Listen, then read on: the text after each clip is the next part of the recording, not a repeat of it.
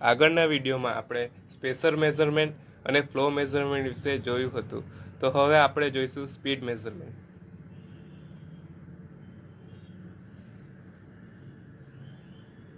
ઔદ્યોગિક પ્રક્રિયામાં રોટેટિંગ સાધનના કોઈ ભાગ દ્વારા 1 મિનિટમાં ફરવામાં આવતા આંટાને સ્પીડ કહે છે.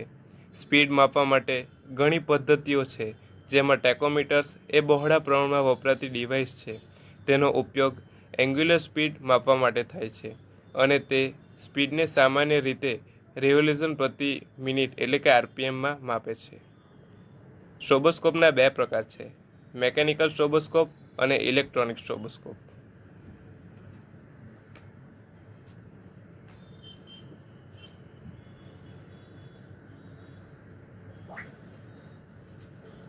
તો હવે આપણે જોઈશું ઇલેક્ટ્રોનિક સ્ટ્રોબોસ્કોપ.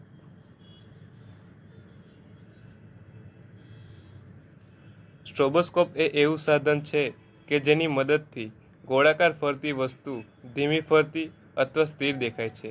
તેને સ્ટ્રોબ તરીકે પણ ઓળખવામાં આવે છે.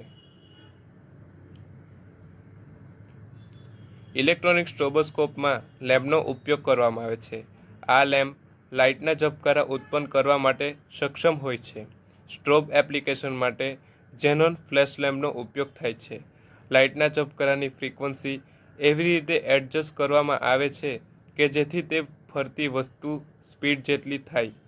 આ સમયે ફરતી વસ્તુ સ્થિર દેખાય છે અથવા આગળની કે પાછળની દિશામાં ધીમી ફરતી દેખાય છે. તેનો આધાર ઝબકારાની ફ્રીક્વન્સી પર રહેલો છે. આ સમય સ્ટ્રોબોસ્કોપ પર દેખાતી ફ્રીક્વન્સી એ ફરતા ભાગના આરપીએમના સમપ્રમાણમાં હોય છે. તો હવે આપણે વિડીયોના માધ્યમથી સ્ટ્રોબોસ્કોપની કાર્યપદ્ધતિ જોઈશું. કોઈપણ ફરતા ભાગના આરપીએમ માપવા માટે સ્ટ્રોબોસ્કોપનો ટેકોમીટરનો ઉપયોગ થાય છે.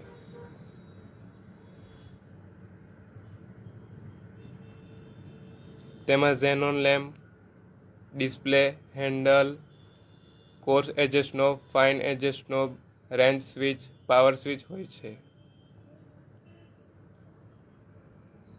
અને આ બંને નોબની મદદથી લાઇટની ફ્લેશ રેટ એડજસ્ટ કરવામાં આવે છે અને ડિસ્પ્લે પર આરપીએમ જોવા મળે છે.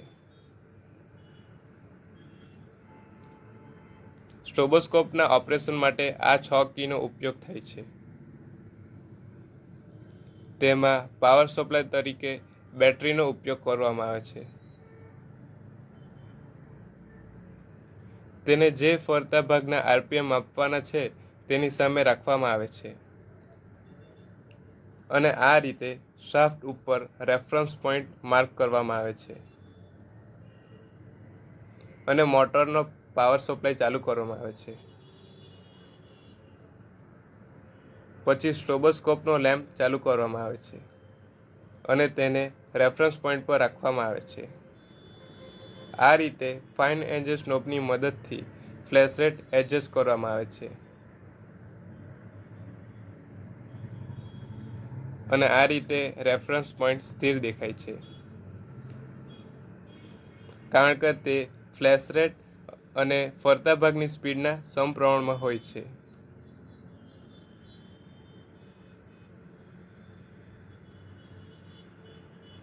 અને આ રીતે ડિસ્પ્લે પર ફરતા ભાગની સ્પીડ આરપીએમમાં જોવા મળે છે.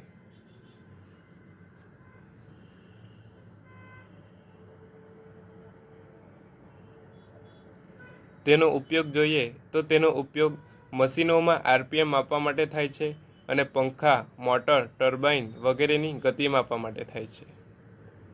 તેના ફાયદા જોઈએ તો આ ટેકોમીટર કોન્ટેક્ટલેસ છે, કોન્ટેક્ટ વગર આરપીએમ માપી શકાય છે અને ઊંચી ગતિઓ સરળતાથી માપી શકાય છે. તેના ગેરફાયદા જોઈએ તો સતત કામ કરતા આંખોને નુકસાન થઈ શકે છે અને ધૂળ અથવા પ્રકાશના ફેરફારથી માપનમાં ભૂલ આવી શકે છે.